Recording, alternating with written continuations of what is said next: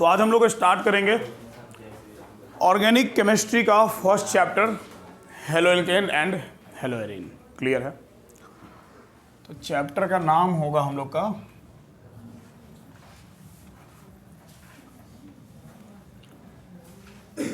Haloalkane and haloarene. देखो, सबसे पहले तो चैप्टर को समझते हैं कि हेलोएल्केन और हेलोएरीन होता क्या है। ठीक है, what is haloalkane and haloarene. वैसे हम लोग इसको अलग अलग करके पढ़ेंगे, हेलोएल्केन को सेपरेट पढ़ेंगे, हेलोएरीन को सेपरेट पढ़ेंगे। क्लियर है? लेकिन प्रिपरेशंस वगैरह सब कुछ सेपरेटली करेंगे, लेकिन जरा इंट्रोडक्शन हम लोग दोनों का लेते हैं कि हेलोएल्केन किसको बोलते हैं और हेलोएरीन किसको बोलते हैं। सबसे पहले जरा समझो हेलोएल्केन को।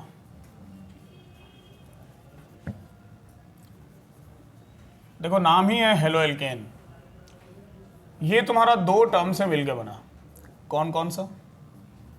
एक तो हेलो और दूसरा एल्केन। हेलो, हेलो का मतलब क्या होता है? हेलो का मतलब होता है हेलोजन। क्लियर है? हेलोजन डैट मीन्स कि हेलोजन को हम लोग रिप्रेजेंट करते हैं किससे? एक्स से। ठीक है, और एक्स इज इक्वल टू क्या क्या हो सकता है? फ्लोरीन, क्लोरीन, ब्रोमीन और आयोडीन। ये चारों आता है हेलोजन के अंडर में। क्लियर है? तो ये हेलो टर्म इन्हीं हेलोजन के लिए यूज होता है। और एल्केन, एल्केन तो सिंपली जानते हैं एल्केन के बारे में हम लोग, CnH2n+2 single bonded hydrocarbon is alkane. जितना भी सिंगल बॉन्डेड कार्बन होता है उसी को एल्केन कहा जाता है। ठीक है, तो हेलो मतलब हेलोजन और एल्केन मतलब एल्केन। तो हेलोजन और एल्केन को मिला के बना है हेलोएल्केन। डेट मीन्स ये कि हमारे पास ये जो CnH2n+2 है, हम इस CnH2n+2 से एक हाइड्रोजन को निकाल लें। ठीक है, और हम इसमें क्या ऐड कर दें? एक हेलोजन। तो एक हाइड्रोजन को निकाल के एक हेलोजन जब ऐड करेंगे तो यही हमारा CnH2n+1 हो जाएगा, क्योंकि एक हाइड्रोजन निकल गया और साथ में आ गया X। तो यही होगा हेलोएल्केन। मतलब जब एल्केन से एक हाइड्रोजन को रिप्लेस करके एक हेलोजन लगा दिया जाता है, मतलब ऐसा सिंपली बनता नहीं है, बनाने का बहुत सारा मेथड है जो चैप्टर में पढ़ेंगे हम लोग। ठीक है, बट जब एल्केन से एक हाइड्रोजन रिप्लेस हो जाता है, उसके जगह एक हेलोजन आ जाता है, तो उसी को हम लोग क्या बोलते हैं? हेलोएल्केन बोलते हैं। देखो, हेलोएल्केन को एक और नाम से पुकारा जाता है। Haloalkane is also called alkyl halide. इसको अल्काइल हेलाइड भी बोलते हैं, ये कॉमन नेम है। अल्काइल हेलाइड जो है ये कॉमन नेम है, और हेलोएल्केन जो है वो कैसा नेम है?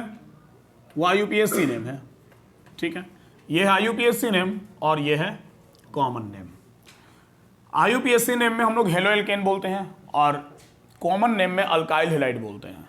देखो, दोनों का रिप्रेजेंटेशन समझो। हेलोएल्केन दोनों को, एल्केन को हम लोग बेसिकली R से रिप्रेजेंट करते हैं। ठीक है, R का मतलब होता है alkyl group, methyl, ethyl, propyl, butyl, ये सब R के अंदर में आता है। ठीक है, लेकिन जब हेलोएल्केन, जब उसको IUPAC टर्म में लिखा जाता है तो वो R को अल्काइल की जगह हम लोग एल्केन बोलते हैं। तो R से रिप्रेजेंट करते हैं हम लोग एल्केन को और X से रिप्रेजेंट करते हैं हम लोग हेलोजन को। ओवरऑल यही वाला रिप्रेजेंटेशन होगा किसका? तो यही वाला रिप्रेजेंटेशन होगा हेलोएल्केन का, या फिर ऐसा कहें कि अल्काइल हेलाइड का। अब हेलोएल्केन और अल्काइल हेलाइड ये दो नाम आखिर किस बेसिस पे हम लोग नाम लेंगे हेलोजन का, या मतलब हेलोएल्केन और अल्काइल हेलाइड का? तो वो वेरी सिंपल है। जैसे देखो, तुम्हारे पास X के बदले क्या क्या है? तो सर हमारे पास फ्लोरीन है, क्लोरीन है, ब्रोमीन है और आयोडीन है। अगर हम इसको हेलो के टर्म में बोलें फ्लोरीन को, तो हेलो के टर्म में इसको कहा जाएगा फ्लोरो। सिमिलरली अगर हम हेलो के टर्म में ना बोलकर हेलाइड के टर्म में बोलना चाहें तो फ्लोरो को हम क्या कहेंगे? फ्लोराइड कहेंगे। क्लियर है? Cl को हेलो के टर्म में कहा जाएगा क्लोरो, और हेलाइड के टर्म में क्या कहा जाएगा? क्लोराइड। इसी तरह से Br को कहा जाएगा ब्रोमो और हेलाइड के टर्म में ब्रोमाइड। आयोडीन को कहा जाएगा आयोडो और हेलाइड के टर्म में कहा जाएगा आयोडाइड। समझ गए बात को? जैसे सपोज डैट कि हम थोड़ा हेलो एल्केन में और आगे बढ़ें तो हम ऐसा एग्जाम्पल लें, जैसे हमारे पास RX है, हम R के जगह ले लेते हैं CH3 और सपोज डैट कि X के जगह हम ले लेते हैं Cl। ठीक है, तो हमारे पास है CH3Cl। अगर हम CH3Cl को रिप्रेजेंट करना चाहें, लिखना चाहें हेलो एल्केन के टर्म में, तो अगर हेलो एल्केन के टर्म में लिखेंगे तो ये क्या होगा? हेलो, हेलो मतलब Cl है हमारे पास, तो क्या हो जाएगा? क्लोरो। और एल्केन मतलब कार्बन, तो एक सिंगल कार्बन है हमारे पास, एक कार्बन का एल्केन है। ठीक है, तो एक कार्बन का एल्केन है तो उसको हम क्या कहेंगे? मीथेन। तो हेलो एल्केन मतलब क्लोरो मीथेन। अगर सिमिलरली इसको हमको एल्काइल हेलाइड के टर्म में बोलना होगा तो अल्काइल हेलाइड के टर्म में हम लोग इसको कैसे कहेंगे? अल्काइल मतलब पहले आ जाएगा कार्बन, तो जब एक कार्बन को एल्केन के टर्म में बोलना था तो मीथेन बोला गया, जब अल्काइल के टर्म में बोलना होगा तो उसको क्या कहा जाएगा? उसको मिथाइल कहा जाएगा। और हेलोजन को हेलो के टर्म में बोलना था तो उसको क्लोरो बोला गया, क्लोरीन को हेलो के टर्म में क्लोरो बोला गया। ठीक है, तो क्लोरीन को हेलाइड के टर्म में क्या कहा जाएगा? क्लोराइड कहा जाएगा। चलेगा? तो हेलो एल्केन के टर्म में ये हो गया क्लोरोमीथेन और अल्काइल हेलाइड के टर्म में ये हो गया मिथाइल क्लोराइड। क्लियर है? चलेगा? ठीक है, अब देखो, जैसे सपोज दैट कि हम CH3Cl की जगह ले लेते हैं C2H5Cl, थोड़ा उसको सटा देंगे।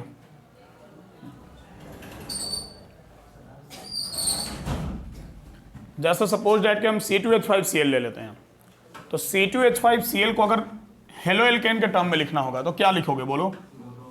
क्लोरो, दो कार्बन के लिए इथ यूज होता है, तो इथ को एन के टर्म में इथेन और आइल के टर्म में इथाइल। तो हमको यहाँ हेलो एल्केन के टर्म में लिखना है तो क्या कहेंगे हम? Chloro ethane.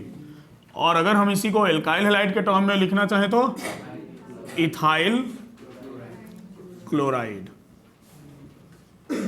समझ गए बात को? तो ऐसे ही लिखा जाएगा। बाकी इसका और भी जो लंबा कार्बन लेकर के उस पर हेलोजन वगैरह लगा के जो नॉमेनक्लेचर का जहाँ तक बात है, तो IUPAC नॉमेनक्लेचर इसका हम लोग क्लास 11 में डिस्कस कर चुके हैं। क्लियर है? तो IUPAC नॉमेनक्लेचर यहाँ का चीज़ नहीं है, वो क्लास 11 का। यहाँ हम लोग को बेसिकली इसका मेथड ऑफ प्रिपरेशन वगैरह सीखना है कि इसको कैसे कैसे बनाया जा सकता है और इसका केमिकल प्रॉपर्टी, मतलब इससे क्या क्या बना सकते हैं। दो तरीका जानना है ओवरऑल, एक तो कि इसको कैसे बना सकते हैं और दूसरा इससे क्या क्या बना सकते हैं। समझ गए बात को? अब देखो, हेलो एल्केन के अगर कुछ कॉमन टाइप्स में आए on the basis of halogen, तो ये जो हम यहाँ पर लिखे हैं ना, ये क्लोरोमीथेन, क्लोरोइथेन, इन सब पर कितना हेलोजन है? एक हेलोजन है। ठीक है, तो ये सब तुम्हारा आता है मोनो हेलो एल्केन्स में। ये सब तुम्हारा किस में आ जाएगा? Mono halo alkanes. मतलब इसमें मात्र कितना हेलोजन है? एक हेलोजन है। चलेगा? मोनो हेलो एल्केन्स के अलावा कुछ हमारे पास आएगा die halo alkane. Die halo alkane में जैसे सपोज दैट कि हम ऐसे ले लें CH2Cl2। ठीक है, एक ही कार्बन पर हम दो क्लोरीन ले लिए। ठीक है, इसको डाई क्लोरोमीथेन बोलते हैं। इन सब के बारे में, इनका प्रॉपर्टी, इनका यूज चैप्टर के लास्ट में पढ़ना है। चैप्टर के एंडिंग में हेलो एल्केन का प्रॉपर्टी, उसका यूज, जो पॉली हेलोजन कंपाउंड, ये सब पॉली हेलोजन कहलाता है, जिसमें एक से ज़्यादा हेलोजन हो, वो पॉली हेलोजन के बारे में बड़ा डिटेल में पढ़ना है। ठीक है, तो ये डाई क्लोरोमीथेन हो गया तुम्हारा। डाई क्लोरोमीथेन बेसिकली जैसे देखो, ये हेलो एल्केन के टर्म में अगर लिखे तो क्या हो जाएगा? डाई क्लोरो, दो क्लोरीन है तो डाई हेलो, तो डाई क्लोरो मीथेन। और अगर एल्काइल हेलाइड के टर्म में लिखना होगा तो क्या हो जाएगा? मिथाइल, और दो क्लोरीन है तो डाई क्लोराइड। समझ रहे हो ना? ठीक है, ये एक तरह का बहुत अच्छा पेंट रिमूवर होता है। पेंट रिमूवर होता है। ठीक है, जैसे कि वो बनता है ना तुम्हारा नेल पॉलिश रिमूवर वगैरह बनता है, थीनर का नाम सुने होंगे। ठीक हो, तो जो थीनर का नाम वगैरह सुने हैं ना, जो पेंट रिमूवर होता है, नेल पॉलिश रिमूवर होता है, वो सब इसी से बनता है। ठीक है, हालांकि उसमें डाइल्यूट क्वांटिटी में डाला जाता है, कंसंट्रेटेड नहीं डाला जाता है, क्योंकि ज़्यादा क्वांटिटी में अगर ये आई वगैरह के कांटेक्ट में आ जाए ना तो ये कॉर्निया तक को जला सकता है, ठीक है, मतलब ये आदमी को अंधा भी कर सकता है। बहुत ज़्यादा क्वांटिटी में अगर इसका स्मेल ले ले, सूंघ लेना, तो नर्वस सिस्टम को डिस्टर्ब कर देगा, नर्वस आ देगा, समझा, तो नर्वस सिस्टम को ये डिस्टर्ब कर देगा। तो ये paint remover, nail polish remover वगैरह यूज होता है, ठीक है। जैसे कभी कभी क्या होता, मतलब गर्ल्स लोग तो इसको खूब यूज़ करती है। कभी कभी क्या होता है कि मतलब ड्रेस कोई और कलर का हो गया, नेल पॉलिश कोई और कलर का हो गया, तो अब हड़बड़ी में क्या करना है उसको, तो भाई तुरंत उसको छोड़ाना है और लगाना है, ठीक है, बदलना है। तो उसमें इन लोग के पास थिनर तो परमानेंट मिल जाएगा, ठीक है। तो वो सब ये सब मिला के ही बनाया जाता है, ठीक है। तो ये डाइक्लोरोमीथेन होता है, इसका हार्मफुल इफेक्ट भी है, इसका हार्मफुल इफेक्ट भी है। इसका हार्मफुल इफेक्ट क्या है, तो इसका हार्मफुल इफेक्ट कुछ ऐसा है कि इट कैन बर्न कॉर्निया। अगर आई के कांटेक्ट में डायरेक्ट आ जाए तो ये कॉर्निया को बर्न कर सकता है, तो आँख अंधा हो जाएगा भाई, आँख का कॉर्निया ही सब कुछ होता है, ठीक है।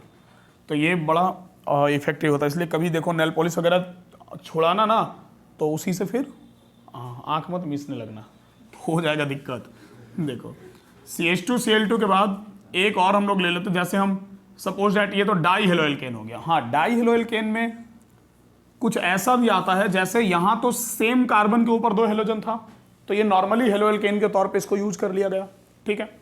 कभी कभी क्या होता है कि अलग अलग कार्बन पे यूज होता है, जैसे सपोज दैट तुम्हारे पास ऐसा है, तुम्हारे पास कुछ ऐसा है CH2Cl 2 एडजेसेंट कार्बन पर सेम हेलोजन है, ठीक है। तो जब same halogen on adjacent carbon होगा ना, तो इसका अलग नाम दिया गया है, इसका नाम दिया गया है विसिनल डाई हेलाइड, ठीक है। कॉमन नेम है, we can say vicinal di chloride. Halide की जगह यहाँ क्या है हमारे पास, क्लोरीन है, तो विसिनल डाई क्लोराइड, ठीक है। तो विसिनल टर्म जहां भी यूज होगा, इसका मतलब समझ जाना कि विसिनल का मतलब होता है same halogen on adjacent carbon, ठीक है। एडजेसेंट कार्बन, आसपास वाले कार्बन पर सेम हेलोजन। और सिमिलरली अगर तुमको विसिनल डाइहेलाइड की जगह सपोज दैट तुमको ऐसा दिया गया CH3CH,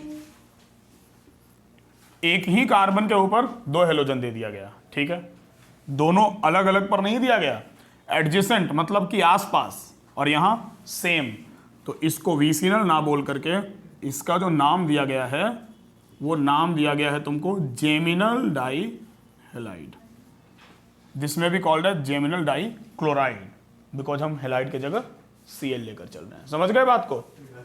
तो ये जेमिनल डाई हेलाइड है। जेमिनल डाई हेलाइड को इसके बारे में अगर लिखना हो, जैसे विसिनल के बारे में हम लोग क्या लिखें, same halogen on adjacent carbon, वैसे अगर हमको जेमिनल के बारे में लिखना हो तो हम क्या लिखेंगे, same halogen on same carbon. Same carbon के ऊपर जब सेम हेलोजन रहेगा तो उसको क्या कहा जाएगा, जेमिनल डाई हेलाइड। चलेगा? कुछ इसमें और भी है, लेकिन अब और भी समझाने के लिए हमको थोड़ा स्पेस चाहिए, ठीक है, तो आपको पहले नोट करना होगा। इतना क्लियर हुआ? ठीक है, देखो तो हेलोएल्केन या अल्काइल हेलाइड एक ही बात है। हेलोएल्केन मतलब हेलोजन प्लस एल्केन, और हेलोजन हमारे पास 4 है, fluorine, chlorine, bromine, iodine. Hello के टर्म में फ्लोरो, क्लोरो, ब्रोमो, आयोडो, और हेलाइड के टर्म में फ्लोराइड, क्लोराइड, ब्रोमाइड और आयोडाइड। चलेगा? और ये कुछ उसका कॉमन टाइप है, हालांकि ये सब मिलता लास्ट में भी, लेकिन थोड़ा जिस चीज़ को पढ़ने जा रहे हैं उसके बारे में अगर कुछ अच्छा जानकारी पहले से हो तो उसको पढ़ने में मज़ा आता है, पढ़ने में अच्छा लगता है, ठीक है, इसलिए लास्ट के बदले उसको हम फिलहाल शुरू में बता दे रहे। कुछ वैसा कंपाउंड है जिसको लास्ट में ही बताएंगे, ठीक है। तो आप पहले इतना नोट कीजिए।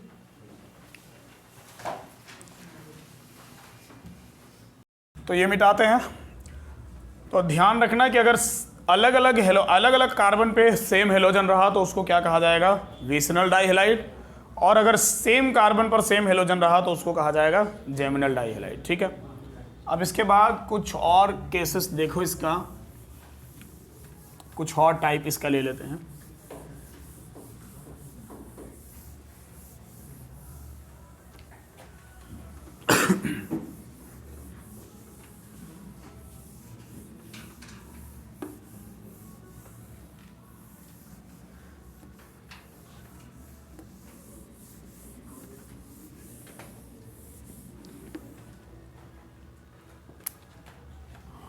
जैसे सपोज डेट कि हम एक ऐसा केस लेते हैं CHCl3, ठीक है। तो CHCl3 तुम्हारा ट्राइक्लोरोमीथेन हो गया ना, और 3 क्लोरीन है तो ट्राइक्लोरोमीथेन चलेगा। या फिर अगर इसको एल्काइल हैलाइड के टर्म में लिखा जाए तो इसका नाम क्या हो जाएगा, हाँ, मिथाइल ट्राइक्लोराइड, ठीक है। लेकिन जानते हो इसका एक और बहुत बड़ा, बहुत फेमस नाम है इसका एक और, ठीक है। और वो फेमस नाम क्या है, वो फेमस नाम है क्लोरोफॉर्म, सुने होंगे, ठीक है। तो इसको क्लोरोफॉर्म भी कहा जाता है, ठीक है। एक्चुअल में ये क्लोरोफॉर्म भी होता है, ठीक है। क्लोरोफॉर्म के बारे में जानते ही होंगे, या मतलब जानते पूरा नहीं होंगे अलग बात है, बट कभी ना कभी सुने तो जरूर होंगे। क्या काम आता है, बेहोश करने का, क्या सुंघा के बेहोश करने का, ठीक है। देखो दिमाग में ही आता है, क्लोरोफॉर्म सुनते ही दिमाग में ही आता है कि सुंघा के बेहोश कर देंगे। बड़ा क्रिमिनल माइंडेड केमिकल है ना, देखो। बट एक्चुअल में इसको बनाया किस लिए गया था, इसको सुंघा के बेहोश करने के लिए ही बनाया गया था, लेकिन ऐसा नहीं कि सुंघा के बेहोश कर करके ठिकाना लगाने के लिए बनाया गया था, ठीक है। ये एक तरह का एनेस्थेटिक एजेंट था। एनेस्थेटिक एजेंट मतलब ये एज ए एनेस्थीसिया यूज किया जाता था। अभी क्या होता है, अगर सर्जिकल ऑपरेशन किसी का करना हो तो डॉक्टर एनेस्थीसिया का इंजेक्शन दे देता है, क्लियर है।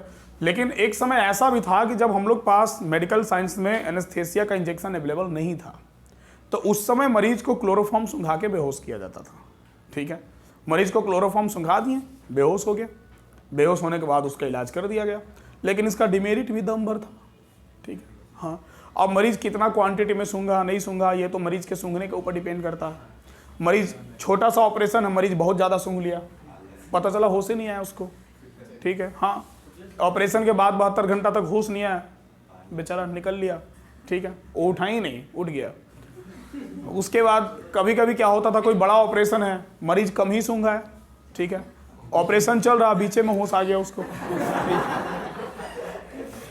अब उसको लाओ क्लोरोफॉर्म सुंघाओ, पटको फिर से जल्दी एकदम, बड़ा समस्या वाला काम था, ठीक है। तो इस तरह का इसका डिमेरिट तो था ही, ठीक है। ये तो मजाक वाला डिमेरिट हो गया, और सही भी होता होगा, बट इसका कुछ डिमेरिट ऐसा था ना कि एक तो इसका स्टोरेज, ठीक है, इसको जब भी रखा जाता था तो इसको बिलो 4 डिग्री सेल्सियस रखा जाता था, 4 डिग्री सेल्सियस से कम टेम्परेचर पर। बोतल पूरे ब्रीम तक, एकदम उसके ढक्कन तक भरा होना चाहिए, खाली नहीं होना चाहिए, क्योंकि अगर खाली होगा तो ये एयर के साथ रिएक्ट करके फोस्जीन गैस बना देगा, ठीक है। और फोस्जीन गैस जो होता है वो पॉइजनस होता है, ठीक है, वो जहरीला होता है।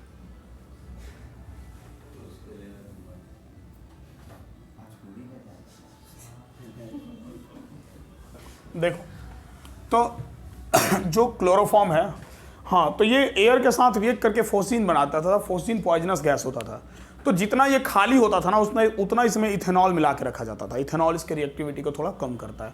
वैसे भी क्लोरोफॉर्म जहाँ भी रखा जाता है 1% इथेनॉल उसमें मिला के ही रखा जाता है। तो देखो क्लोरोफॉर्म एक, ये क्या था, तो ये एक तरह का एनेस्थेटिक एजेंट था, anaesthetic agent, anesthetic agent that is it can cause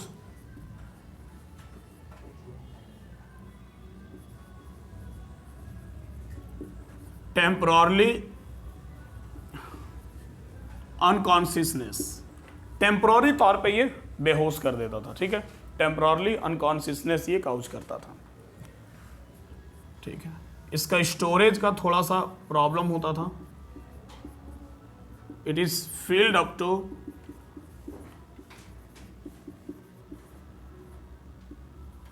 brim of bottle, मतलब बॉटल के एकदम ढक्कन तक, उसके गर्दन तक भरा होता था, क्योंकि it reacts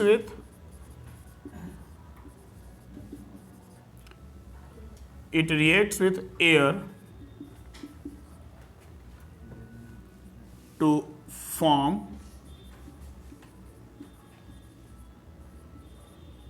phosgene, a poisonous gas। ठीक है, ये एयर के साथ रिएक्ट करके फॉस्जीन बनाता था जो कि एक पॉइजनस गैस होता है। क्लियर है। अब ये बैन कर किया जा चुका है क्योंकि इसका जितना मेडिसिनल यूज नहीं होता था उससे ज़्यादा इसका अलग तरीके से क्रिमिनल पर्पस वगैरह से यूज होने लगा था। इसके यूज से बच्चा चोरी वगैरह का घटना बढ़ गया था क्योंकि किसी को सूंघा के इससे बेहोश किया जा सकता था। ठीक है, पुराने मूवी वगैरह में देखते हैं 90 के मूवी वगैरह का ये बड़ा फेमस केमिकल हुआ करता था। 90s के मूवी में वो बोतल में रखता था, रुमाल में सूंघा के ऐसे पीछे सूंघा देता था। हालांकि इतना आसान नहीं होता है कि बोतल में रखते भाई, इसको बहुत ये इसको 4 डिग्री सेल्सियस से नीचे पर रखते हैं। ऐसे बोतल में रखेंगे ना तो वैसे भी वो जहरीला हो जाएगा। ठीक है, तो जिसको सूंघाए में बेहोश थोड़ी होगा। ठीक है, तब वो तो बेचारा परमानेंट बेहोश हो जाएगा। ठीक है, तो एकदम गलत तो दिखाता ही है। खैर मूवी में बहुत चीज़ गलत दिखाता है। ठीक है, मेडिकल साइंस से रिलेटेड ऐसा दिखाता कि एक बंदा सोया हुआ इधर, उसका खून निकल रहा, दूसरा में जाके चढ़ रहा। अरे ऐसा नहीं होता है, पहले ब्लड को निकाला जाता है अलग जगह। ठीक है, फिर उसको चढ़ाया जाता है। ठीक है, ऐसा नहीं होता है कि मेरा से पाइप से निकल के तुम्हारा पाइप से घुस गया।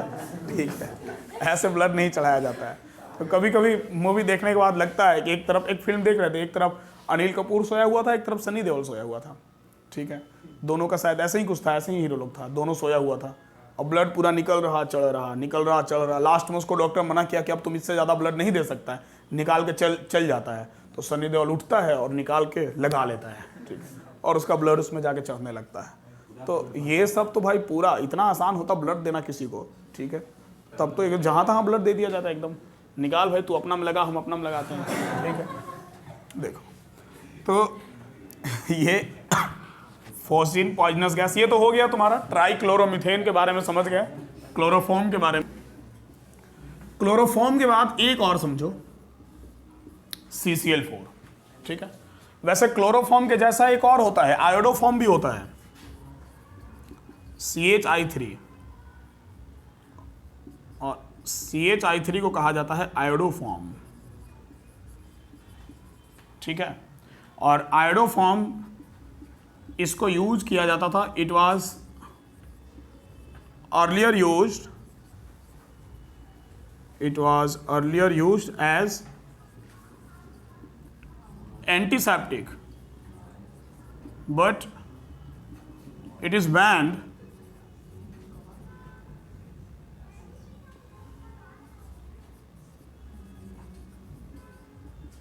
due to its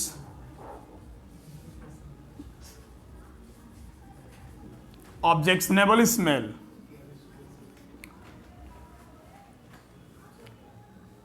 देखो, इसको स्टार्टिंग में बनाया गया था किस लिए, तो इसको बनाया गया था एंटीसेप्टिक के तौर पे, कटे छटे पे लगाने के लिए। ठीक है, लेकिन आदमी को हर चीज़ में खुशबू चाहिए, तो ये क्या हुआ, ये अभी बैन कर दिया गया क्योंकि इसका जो स्मेल था ना, बड़ा ऑब्जेक्शनेबल स्मेल था, मतलब अच्छा स्मेल नहीं था। ठीक है, अब दवाई से भी गुलाब का खुशबू निकलना चाहिए तो बात ही अलग है। तो ये हालांकि हो सकता है स्मेल खराब होगा। ठीक है, तो इसको प्रेजेंटली बैन कर दिया गया है, बट ये बहुत अच्छा एंटीसेप्टिक के तौर पे यूज होता था। इसके बाद समझो CCl4। वैसे तो इसको हम लोग टेट्राक्लोरो मीथेन बोल सकते हैं या फिर मिथाइल टेट्राक्लोराइड बोल सकते हैं, चलेगा। और इसका एक और नाम है, इसको कार्बन टेट्राक्लोराइड भी कहा जाता है क्योंकि इसमें कार्बन के साथ एक भी हाइड्रोजन नहीं है, तो मिथाइल नाम दे करके इसको कार्बन टेट्राक्लोराइड भी बोलते हैं। ठीक है, और कार्बन टेट्राक्लोराइड के बारे में आप जानते हैं कि it is a good non polar solvent. ये एक बहुत ही अच्छा नॉन पोलर सॉल्वेंट होता है। पोलर नॉन पोलर के बारे में पहले बताए थे ना, सॉल्यूशंस वगैरह में पढ़े हम लोग कि पोलर में घुलता है, नॉन पोलर में घुलता है। तो ये एक बहुत ही बढ़िया नॉन पोलर सॉल्वेंट होता है। इसके अंदर कोई भी नॉन पोलर सॉल्वेंट को हम घुला सकते हैं, बेंजीन डालो, CH2 डालो, इससे खूब बढ़िया घुल जाएगा। ठीक है, इसको इंडस्ट्रीज वगैरह में बहुत दिनों तक इसको साफ सफाई के तौर पे भी यूज़ किया जाता था, अभी भी किया जाता है। ठीक है, ये एक तरह का क्लीनिंग एजेंट के तौर पे भी यूज होता है, क्लियर है। बट ये एक बहुत बढ़िया नॉन पोलर सॉल्वेंट है, इसलिए नॉन पोलर रिएक्शंस को आगे बढ़ाने में बहुत अच्छा हेल्प करता है। तो इन सब के बारे में आगे चल के डिटेल में भी मिलेगा। तो ये था तुम्हारा हेलो एल्केन का कुछ कॉमन टाइप्स, ठीक है, जो हम लोग we can say daily life में यूज तो नहीं है करते हैं, कहाँ करते हैं, ठीक है, बट फिर भी कमर्शियल यूज है इनका। समझ गए बात को? तो ये कमर्शियल यूज वाले हेलो एल्केन थे। अब हम लोग टॉपिक स्टार्ट करेंगे method of preparation of halo alkane. अब हेलो एल्केन को बनाने का नियम पढ़ेंगे कि हम लोग हेलो एल्केन को कैसे कैसे बना सकते हैं, ठीक है। बट बात ऐसा है कि आज थोड़ा सा टाइम का रिस्ट्रिक्शन है, ठीक है, तो आज का क्लास हमको इतना ही रखना होगा, आप इसको नोट कीजिए। और अगले क्लास हम लोग इसका मेथड ऑफ प्रिपरेशन के बारे में डिटेल में स्टडी करेंगे, क्लियर है। आज चैप्टर का इंट्रोडक्शन हो गया हेलो एल्केन का, पहले हेलो एल्केन का पूरा प्रिपरेशन तक चले जाएंगे, फिर हेलो एरीन में आएंगे और तब हेलो एरीन के बारे में डिटेल में समझाएंगे। तो आज का क्लास हम लोग का इतना ही रहेगा, आप इसको नोट कर लीजिए और मिलते हैं हम लोग नेक्स्ट क्लास में।